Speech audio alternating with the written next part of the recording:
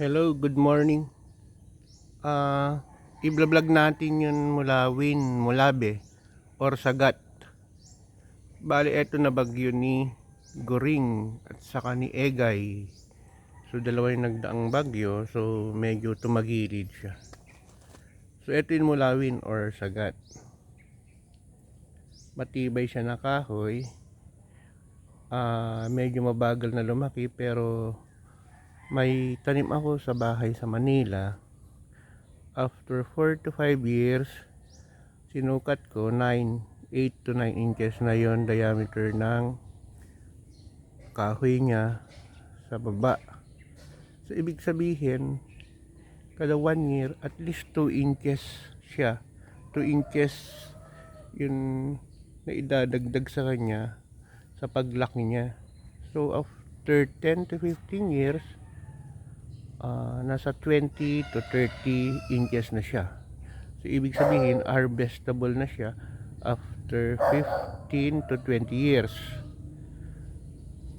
So 30 years, mga ganun, di malaki na. Kumpara sa ibang kahoy, ang sagat or mulawin or mulabe ay matibay, mas matibay siya sa nara.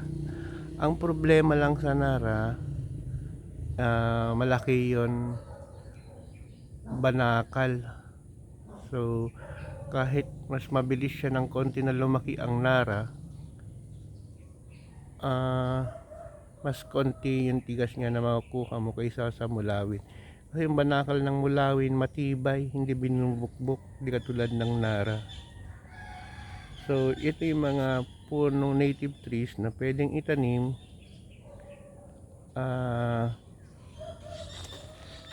para pagkakitaan.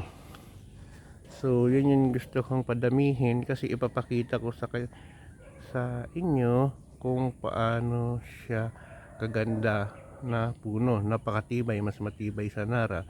Yun nga lang, ang nara maganda yung haspi niya, hindi siya nagbibitak-bitak katulad ng mulawin. So stable siya, hindi siya nababaluktot masyado, hindi siya nagcrack-crack pag matagal na, kapag nagawang furniture. At the same time, ang puno ng nara ay madilim, iba yung hangin, magandang pumunta sa loob pag mainit ang panahon, parang nasa aircon ka.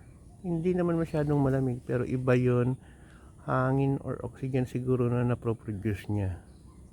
So yun yung mulawin kumpara sa mulawin. So eto, yung mulawin hindi naanay kahit yung banakal, matigas siya na kahoy, mas malayong mabigat siya kaysa nara, saka medyo brown, ayun yung kulay niya, parang kulay puti. So ipro-prune natin siguro, pruning natin siya siguro itong mulawin na to. Bali bumili ako natin ng 10, 6 yun na patubo natin. Merong 2 sa labas or 3 dyan sa labas, pero kinakain ng baka. Walang konsensya yung nagpapastol dyan ng baka. Nakaaway ko na minsan, pinapakain yung mga native trees natin. So titignan natin yun kahoy, kasi may nabili ako na sagat or mulabe or mulawin sa Bulacan. Dahil nag-road widening sila, tinamaan yun kahoy, nasa 20 inches ang lapad. So ito yung nabili natin sa Santa Maria, Bulacan, or San Jose, Bulacan pala. Nag-road widening sila, natamaan. So binili natin sa may-ari ng discounted price. Pinatistis ko ng 3 inches ang kapal. Ang lapad nito nasa 14, ang pinakamalapad niya 20 eh. So yung 3 piraso, may mga nagawa ng salaset at saka mesa, center table. So itong 3 piraso na to, ito ay mulawin, sagat, or tugas, hardwood floor, Vitex parviflora ang scientific name ata. So, eto yung sanga niya. Gagawin natin na sandalan. Mga 5.5 feet ang haba. 3 din ang 3 inches ang kapal. Tapos, mga ano to mga 10 to 12 yun lapad. Ito yung mga paa. Kasi pala kong gawin itong mesa. Pag dudugtungin ko, sinukat ko pag na-straight itong mga to, nalagari sa gilid, magkakasya sa 42 inches na mesa. 3 piraso. Ito yung mga paa. Gagawin na paa. 4x4 yung mga iba. Kaso nga lang yung iba merong tagilid. Pero design, pinaka-design niya. So, 8 yan. So, eto yun, sinasabi ko na mulawin kung gaano kaganda. So, ipipicture sagat. Siguro kung bibilhin to, mga 15,000 ang isa. Divided by 250 ang board feet. Or 150 ang board feet kasi nasa 100 board feet yung tatlo na yan hindi ko na-complete pero tansya ko nandoon. Kasama na pala lahat yung paa. Yan. Saka eto. Nasa 100 board feet. Dahil 3 inches ang kapal. Tapos 14 ang lapad. Yung mga tabla na to 8 feet ang haba. May kasamang sandalan ng bench. Yun nandito. So, yung dalawa. Kay Mito po yan. Tapos ito yung paa niya. Kung gagawing mesa po ito. So,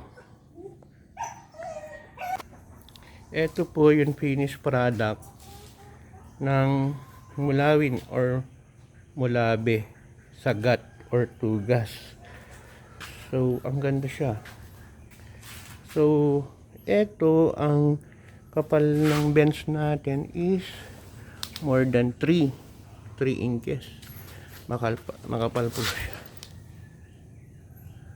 So, nagbibitak po siya. Ito yung sinasabi ko na disadvantage sa mulawin. Mapapansin mo. Nagbibitak-bitak siya. Pero napakabigat to, hindi kaya ito ng 2 tao. So, ang kapal niya 18 to 24. Pinakamalapad na banda 24. Tapos yan dito sa maiksi 18. So, ito siya. Naaarawan na uulanan to kasi for almost 2 months. Kaya ganyan yung varnish niyan, medyo nawala. So, eto yung center table niya, nagbibitak-bitak rin. So, eto siya. So, isang set.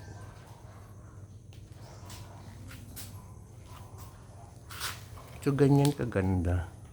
Yung mga sanga niya ginawang paa. Tapos, may sandalan. Yun, malalapad na yan. Bench niyang bale 3 yan. Hindi pa nagagawa yan. Isa. Tapos yung pinakailalim ng puno na to, may nakuha na 24 inches ang lapad. Ang haba 5.5 pero may sira sa gitna.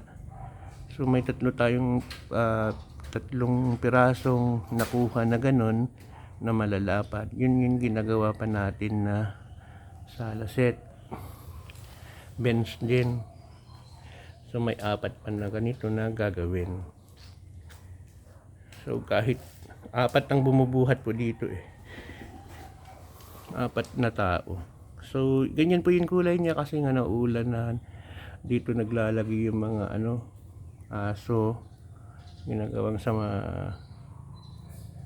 Pero may varnish lang yan. Gaganda rin ulit siya. So ayun po siya, kakaibang tignan. So kahit bibili ito ng 120,000, di natin ibebenta. So ganyan po kaganda ang mulawin. Deform siya. Bihira ka makakita ng buo, straight. May nakita ako sa Luneta, madami po doon straight. So yun, may tinanim si ano po doon, Ginang Imelda Marcos. Almost 40-50 years. Ang laki ng puno, kaso nga lang nagsanga agad.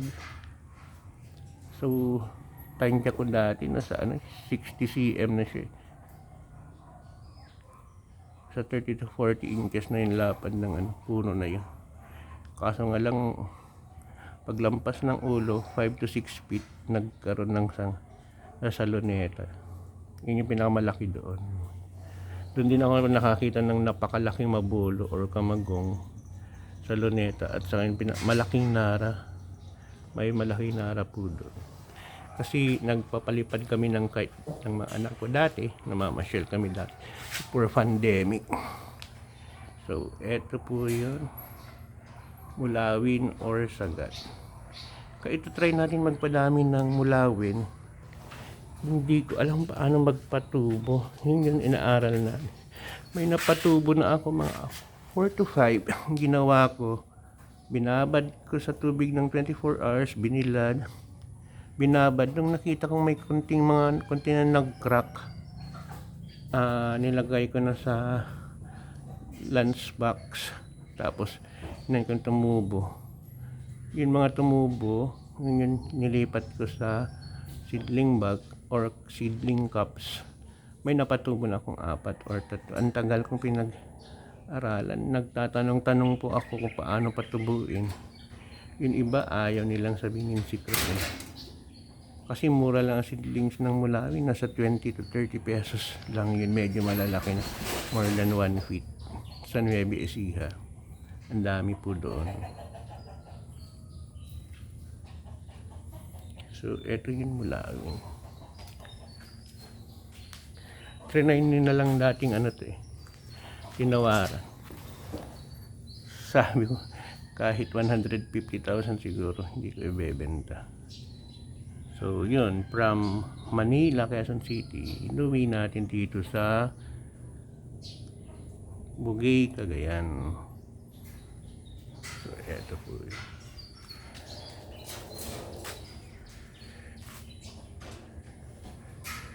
Ganito po ang mulawin, ganito kaganda. Yung mga marunong sa kahoy, ma-appreciate po nila . So may 4 pa doon na malalapad. Yung 24 inches ang lapad. Saka yun 18 to 24 yung pangatlo na ganyan. 6 feet kasi ang haba po nito . So yun lang, pinipicture lang natin para maengganyo po kayo na magtanim. Kasi bibihira po to. Pero sa ngayon kasi madami nang nagtatanim. Siguro isa pa sa dahilan kung bakit konti ang nagtatanim dati. Walang seedlings, na makahirap patubuin. Kung hindi ka marunong, hindi talaga siya tutubo. Hindi yun basta nahulog lang, itatanim mo na, hindi po. Kailangan matigas yung buto, kailangan mag-crack siya. Mag-crack siya. So paano gagawin? Ibababad sa tubig 24 hours, kinabukasan ibibilad, tapos ibababad na naman 24 hours.